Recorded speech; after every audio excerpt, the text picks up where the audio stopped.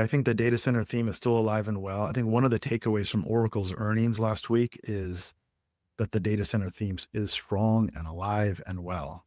I continue to like CoreWeave is one expression of that, and Taiwan Semiconductor. I highlighted Taiwan Semiconductor about 3 or 4 weeks ago. We talked about on the show at a 15.34 PE ratio. That was a bargain. That was a cheaper valuation than summer of 2023 before the semiconductor craze got started. It's re-rated higher, but I think there's still room to go. 17.3 times forward PE now. So it's re-rating. This business reported recently, it's a Taiwan-based company, so they report monthly per Taiwanese securities laws. They're doing 30% plus year revenue growth. Part of that's tariff acceleration, by the way, not just part of it, a large part of it. If you're a hyperscaler, you don't want to pay 10% tariff on semiconductors. So there's a lot of pull forward of demand there.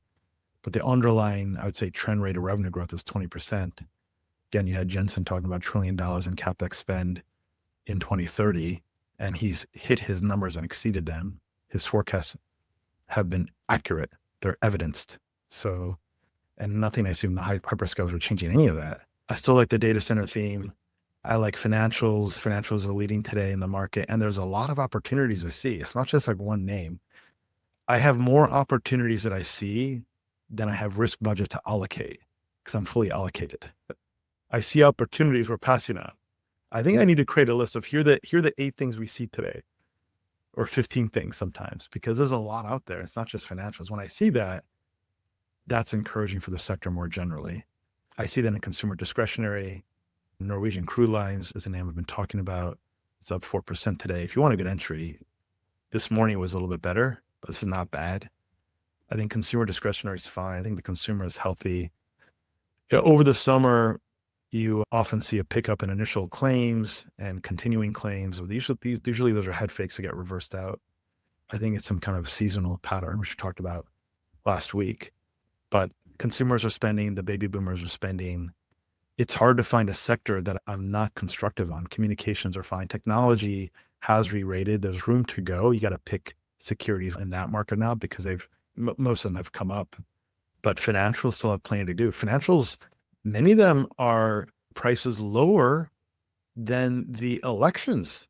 And the elections brought in deregulation and capital relief for banks. And consumer credit is still holding up fine. And I'm seeing housing data that's also fine. And stock prices are going higher. That creates a wealth effect and greater consumer confidence. Consumer confidence is healing. And people still have PTSD of different kinds. Just in my interactions, people are waiting for the shoe to drop. That's also bullish. People are offside still. The positioning is improved, but overall people are still offsides waiting for something to drop. I think the geopolitical risk gave people a reason to sell something again. At the end of this week, the blackout period starts, meaning companies increasingly will not be able to buy back their own shares. So that'll last for about a month. Then you'll get into earnings season next month. I think getting into banks now is a good idea because they'll be the first report next month. And again, I'm seeing just a lot of opportunities across the banks, especially like the regional banks, smaller banks, and also lenders around mortgage refinance too. The large banks too, their opportunities. That's one. Healthcare is pulling back this week. I like healthcare. Defenses in general pulling back, and cyclicals and more offensive areas of the economy are advancing the ball. I think healthcare is great too. I see bargains there still being created today. They'll perform well when there is some softness in the animal spirits, when there's some softness around growth expectations. So having both in the portfolio, I believe, makes a lot of sense.